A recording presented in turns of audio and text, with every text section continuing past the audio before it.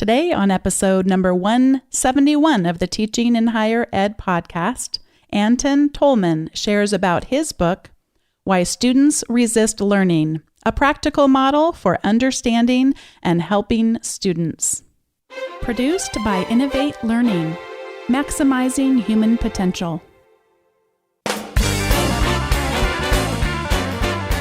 Welcome to this episode of Teaching in Higher Ed. I'm Bonnie Stahoviak, and this is the space where we explore the art and science of being more effective at facilitating learning. We also share ways to improve our personal productivity so we can have more peace in our lives and be even more present for our students.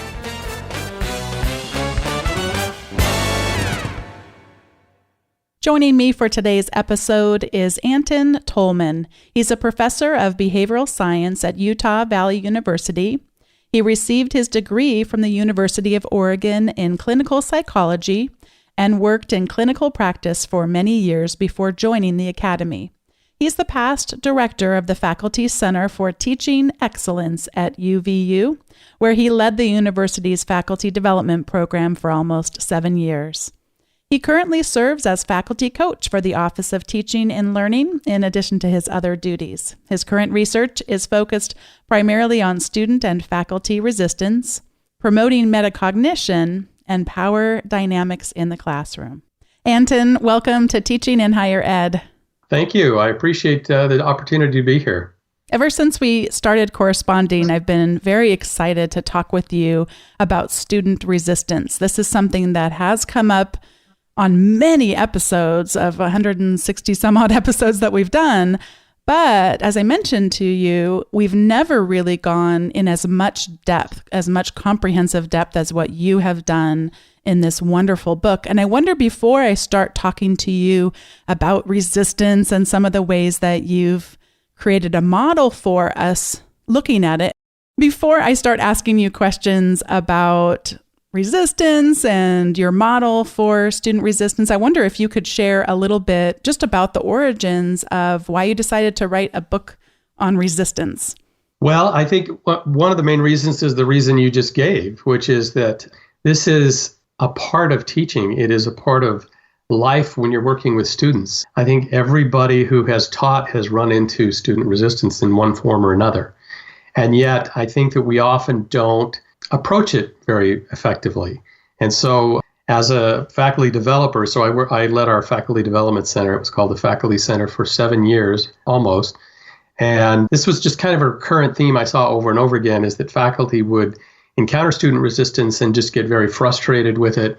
I think Mary Ellen Weimer said it well in her book. She said sometimes faculty will interpret that as almost like a personal affront, like the students are kind of rejecting them or really being antisocial towards them. And so I think it's a topic that really is very important. And I had been working for years on the issue of metacognition.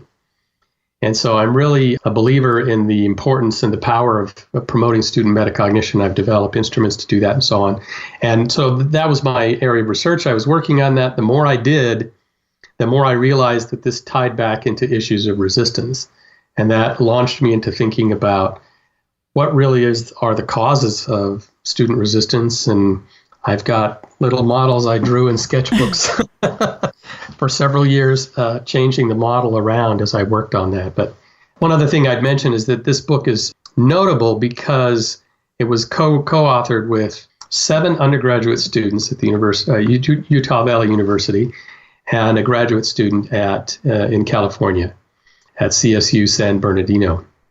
So the book, not only are we talking about student resistance, kind of third person, but the students were part of this discussion. And we have their stories in the book, we have their voices, even their own kind of growing awareness of their own resistance as they went through this research process and writing the book. So they didn't just do like background work for us, they actually wrote a lot of the material in the book, and then, of course, we edited it and so on. And I think that's unique. It definitely is. What a strength that offers to have that kind of perspective. It would be lost without their voices being right there. I just congratulate you on the work I could imagine that it took to coordinate all these different authors and all these different voices, and perhaps some people who hadn't written in this kind of a fashion before, because I'm sure it took some coaching and guidance as well. Exactly. And a lot of them graduated and the book wasn't done yet, so then I'm emailing and they're sending me stuff back. So it was an interesting process. One of the other things that you talked about, sometimes it does feel personal. And I think it's healthy just to own that, instead of trying to convince ourselves that we're so foolish for thinking that. I think the first step, at least for me, has been to own it. For me, it came up early on in my learning more about plagiarism. I've joked on those episodes before that it felt like they were cheating on me, and so that can certainly be part of the resistance. But one of the disappointing things for me is if people start to learn more about active learning and try to put some of it into practice early in their own experience, they can think that they're doing something wrong because they're getting that resistance, when in fact they're doing everything right, and that it can be such a healthy, natural part of really deep learning. So I always hope that I try to make sure that I give people cautions about that it's not going to be smooth sailing, and that's not necessarily a bad thing. No, I agree with you. And it's a very human reaction, I think, partly because when we are teaching, we are kind of the expert, especially in higher education. We're the content knowledge expert, and we're there to kind of share our passions with the students. And it's very easy to then interpret that resistance as a kind of a personal rejection. So I don't think there's anything unusual about that. I think it's just part of being human. But I do think if we don't, as a therapist, as a clinical psychologist, we kind of have a mantra that I teach students about all the time, and that is you can't change what you aren't aware of. Mm-hmm. Yeah. So because you think it's just part of the way things are, and this is true for students, but it's also true for faculty. And so being able to recognize resistance when it occurs enables us to then do something to either reduce it or to make the teaching of what we're trying to do come across in a much more effective way. Sometimes faculty, when I first started talking about this with faculty, they would interpret me as kind of critiquing them for getting upset at student resistance, and that's not the point. It's just part of being a human being. What is resistance? Resistance. That is an excellent question, because if you look in the literature, it's very hard to find a definition. A lot of books talk about student resistance, but they don't. There is no kind of accepted definition. And so my definition is a little bit cumbersome, but we define resistance as a systemic outcome. So it's the result of systemic forces that inhibit or impair a student's ability to learn.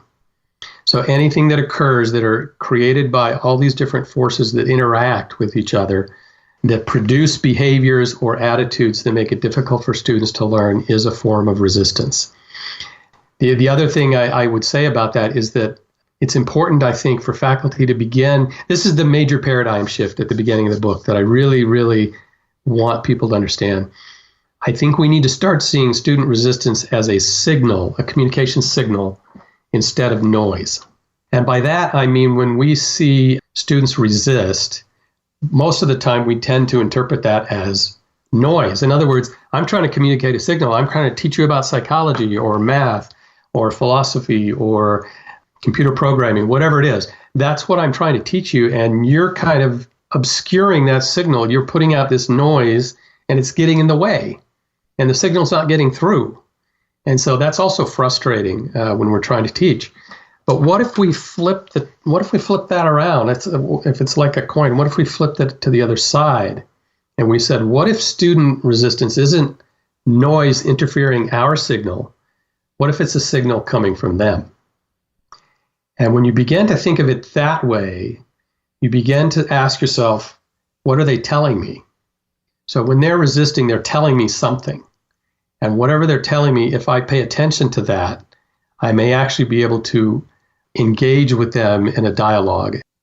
So the idea is that we, especially when we're trying to do active learning, and I think your point about that was very good, because faculty, especially when they're new at trying active learning strategies, as they try to implement those, when they meet resistance, which they most of the time are going to encounter, it's very easy for them to say, this doesn't work. The students, resisted it, they didn't want it, or to feel like they're a failure, and then to say, I'm not going to do that anymore, I'm going to go back to what I was doing.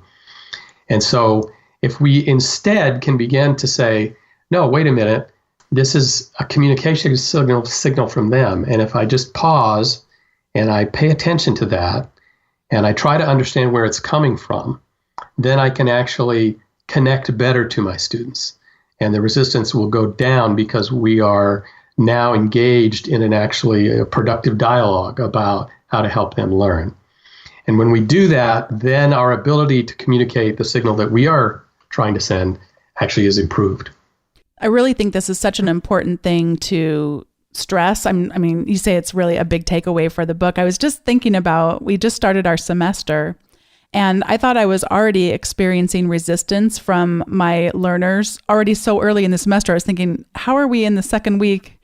And I had actually experimented a little bit with Kathy Davidson. She has where you create a syllabus or a learning contract together. She's called it different things throughout time.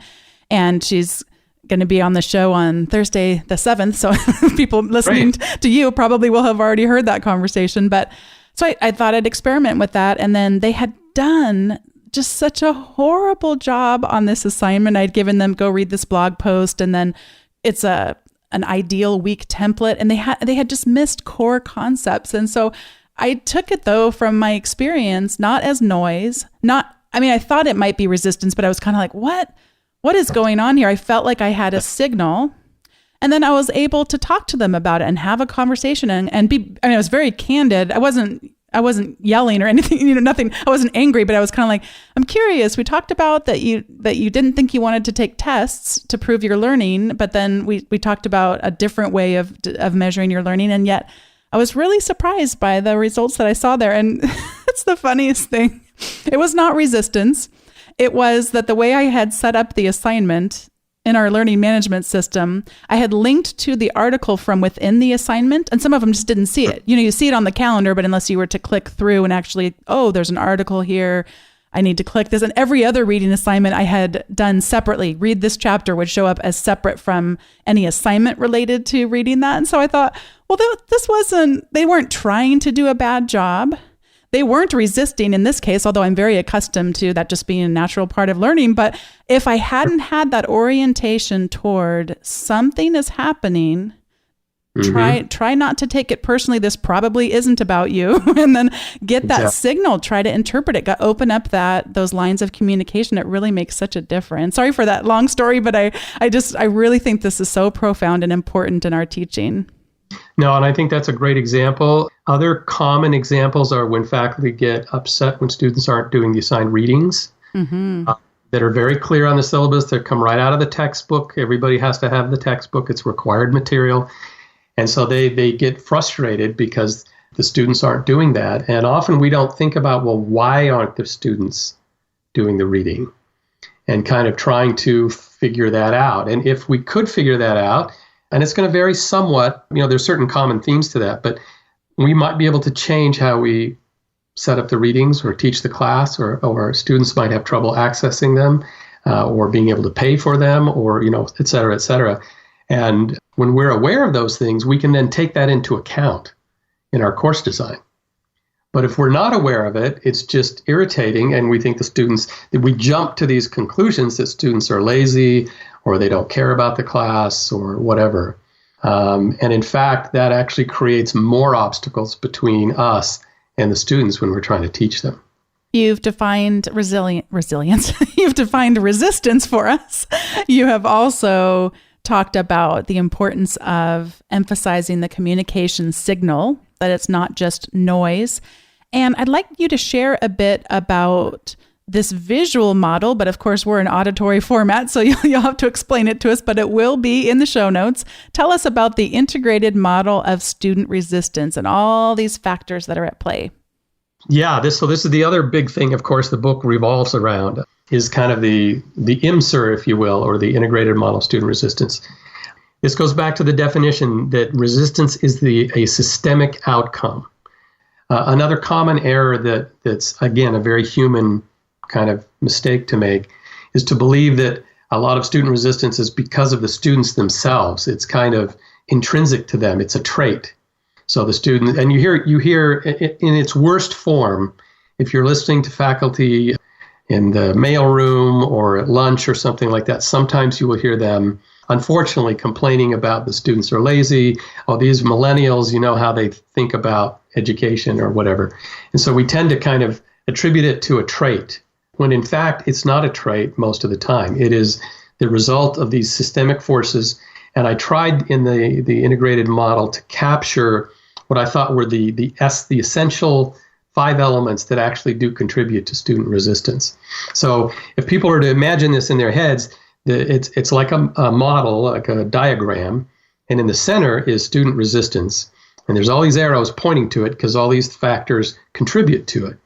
And those factors include what I call environmental forces.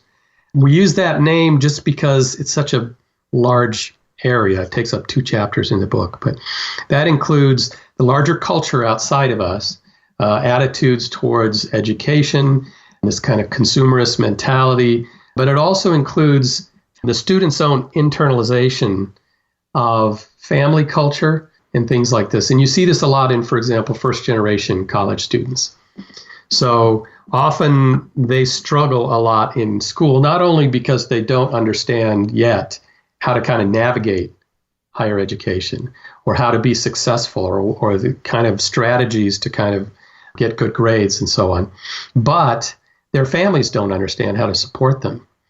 And so I had a student he was a wonderful student, and he went with me. We did research together. We presented at national professional conferences together. His eyes lit up and he said, "This is the first time in my life I can imagine actually doing this."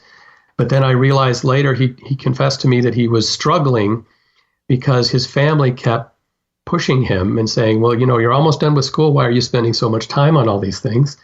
And they wanted him to become a professional fisherman because that was they thought that was his talent, and that he could make a lot of money on the professional fishing circuit and so on. And so he was kind of stuck in the middle, and his family had no understanding of kind of what he was trying to do. And, they thought they were, really had his best interests in mind and were trying to encourage him. And yet he saw these 2 worlds now, and he was straddling them, and he didn't quite know how to maneuver that. So those kind of cultural expectations, even from within families or within the student's own head, also come into that and play a role. And of course, so do things like racism or prejudice or stigma against disabilities and so on. Those are also part of that. The next major piece of that, of these kind of external forces, is just students' prior negative experiences in the classroom. So by the time students come to higher education, and even especially if you're teaching upper division courses, a lot of students have had some really negative events usually occur in the classroom. Some of my students in the book actually tell stories about some of these kind of almost horrific kinds of things that have happened. One student, for example, told a story of, I can't remember what, I think it was a math class, but it may not have been, may have been another class. And the professor asked a question of the whole class and then waited for them to answer. A student gives an answer, and the reaction of the professor was, "No, that is not the right answer. How come you people can't think this through? What's wrong with you? I want you all to pay attention to this. I'm only going to say it one more time." And then he went through it again. And then he asked another question. And the student said, no one dared to actually say a single thing. And so that kind of negative interaction, that negative experience in the classroom then predisposes students to say, well, I'm not going to participate. I don't want to participate. I'm going to resist this opportunity to learn or to clarify something I'm confused about because I'm just going to be belittled or made fun of, and I'm not going to do that. And so they're kind of protecting themselves. And the trouble is sometimes even if I start off my classes and I try to be warm and engaging, they bring that experience with them into my class.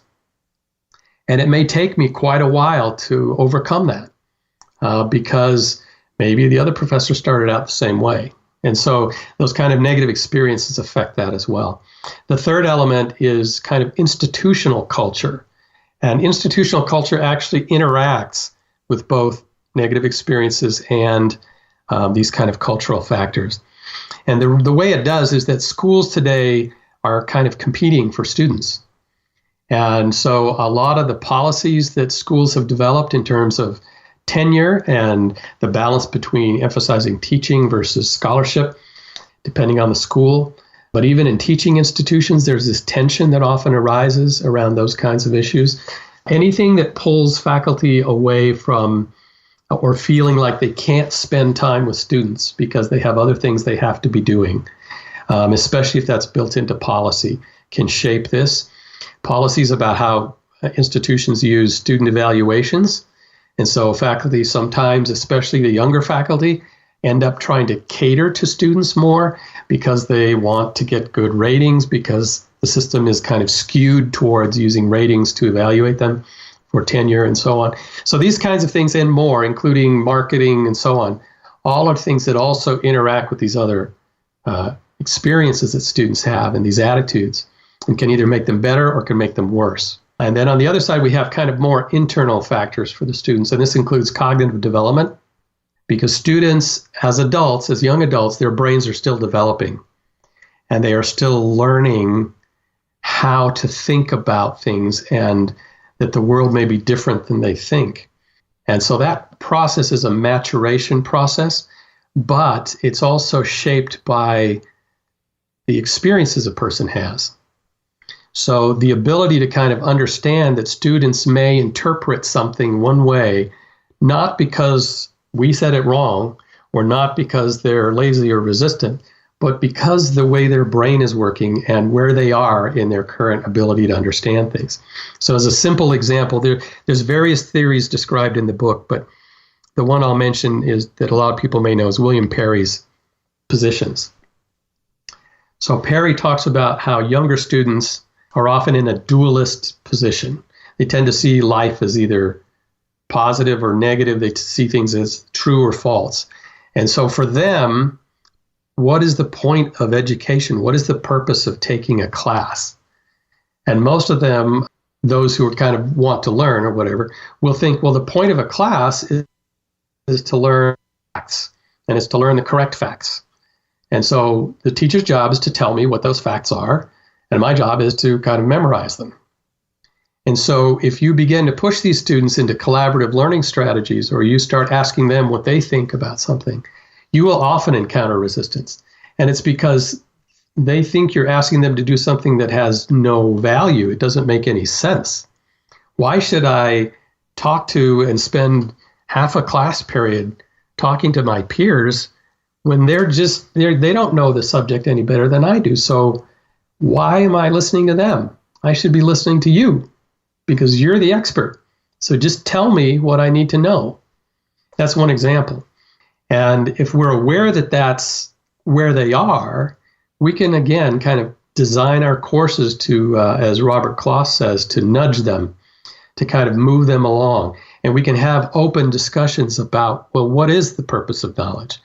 What does a professional do? How do they think? And those discussions actually may be very productive and much more helpful towards students actually learning the content than just trying to implement something without that understanding. And then the last area is metacognition. So metacognition is that last bubble up in the upper left in the model. And this is how I came, as I said, into thinking about resistance.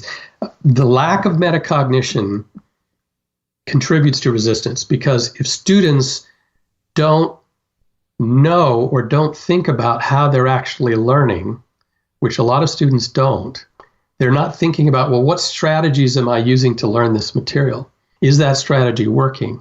How well have I mastered the content for this chapter? Which concepts do I know well and which concepts do I not know well? There's relatively few students, especially freshmen and sophomores, where if you talk to them about these things, they actually have thought about that.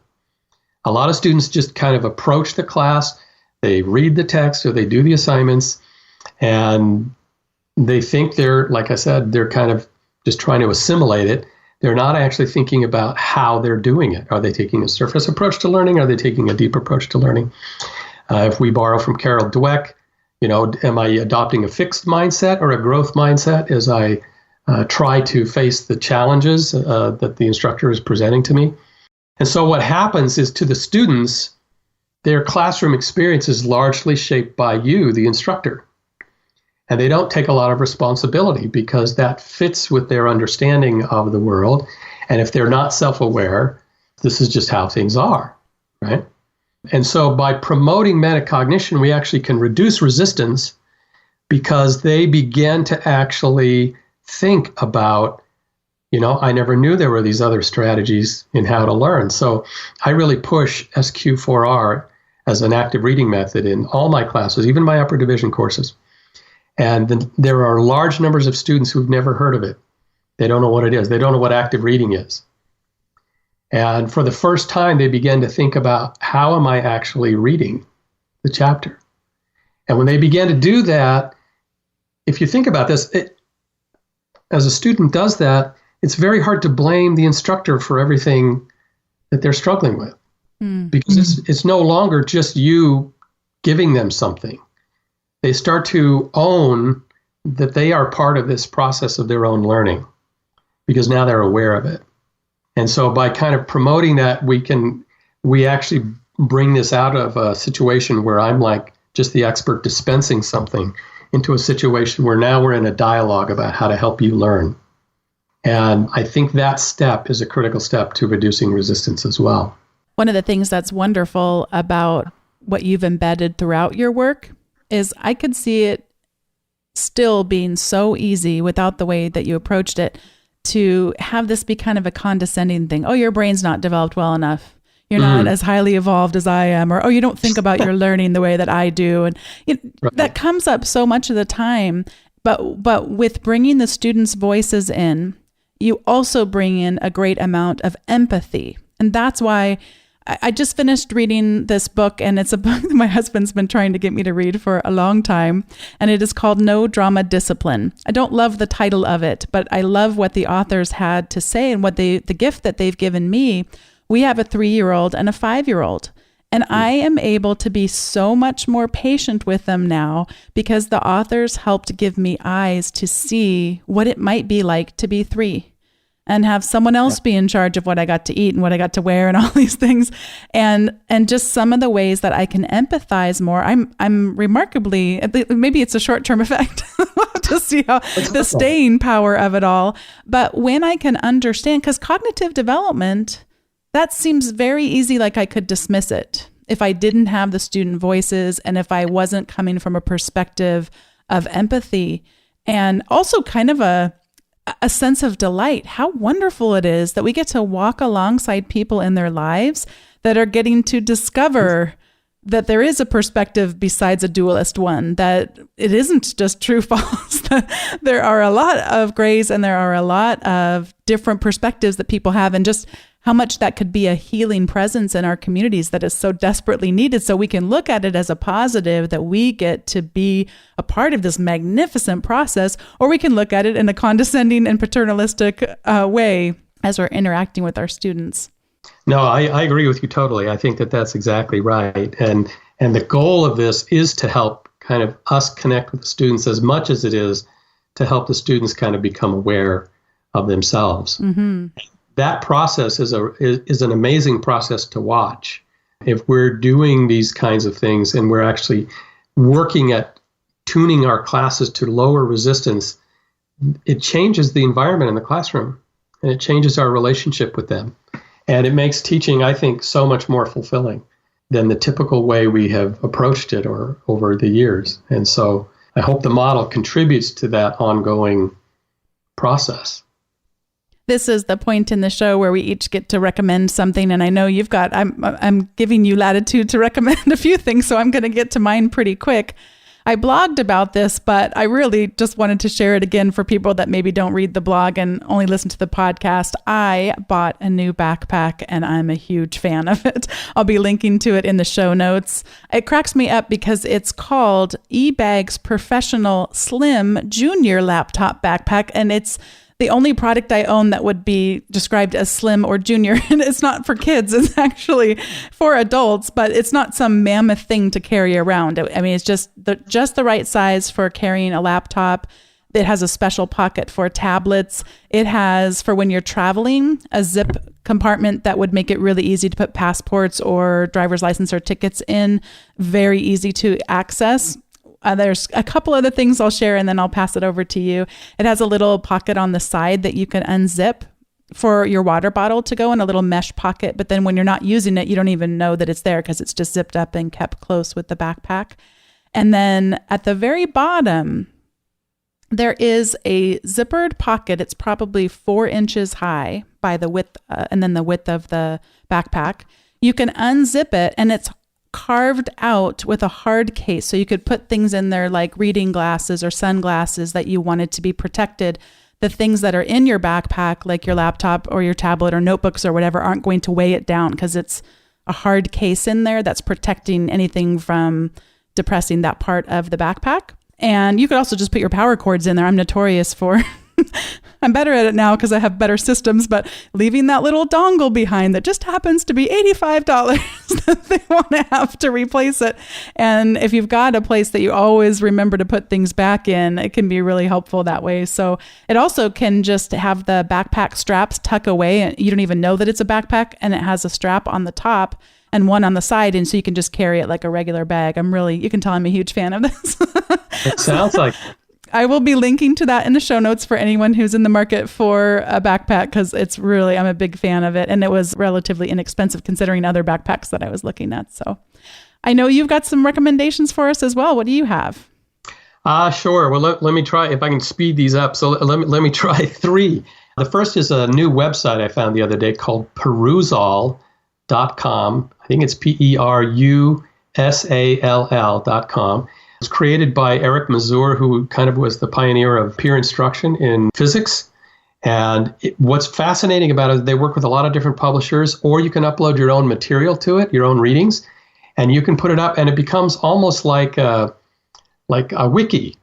So students can go on and you can post this, and they can do the readings there, but they can also comment on the readings, and they can make remarks like, I don't understand this part. And then you can jump in, or other students can jump in and answer it. And it becomes a much more interactive kind of class-based discussion of the readings that you're going to have. So I was really impressed by that. I thought that was kind of neat, a neat opportunity, especially if you're using anything related to open educational resources or OER. That might be a really cool thing to add to your classroom. Another is a book, and I mentioned this book a lot in my book, and it's Sibley and Ostafichuk. They wrote a book called Getting Started in Team-Based Learning. And so I'm a real fan and proponent of collaborative learning. Team-based learning and these approaches can be enormously useful and powerful, but we often botch how we implement them. And so that book really kind of walks you through, and he does a good job of acknowledging the reality of resistance. He doesn't talk that much about what it is, so that's why I wrote my book, but they do a good job at kind of talking about just accepting that you're going to have resistance to collaborative learning. So you just accept it, and you just go with it, and you design the class to work with it. And when you do that, you can get really good outcomes. So it's a really nice book. I recommend anybody thinking about using TBL or other forms of collaborative learning. And the last thing is my current passion. I just got it in the mail the other day. There's a new board game. I'm a real board game fanatic, and it's called Lisboa. It's one of the most amazing board games I've ever seen. This is not Monopoly. This is like modern designer board games. And it is about Lisbon in 1755. There was probably around a 9.0 earthquake that almost leveled the city and started raging fires. And then there was a tsunami on top of that. And it almost totally destroyed the capital of Portugal. And so you are playing part of the noble class trying to rebuild the city, and also kind of to gain more fame in doing so. And it's not a simple game. It's a complex game, but it's just an incredible game. So it's called Lisboa, and the designer is Vital Lacerda.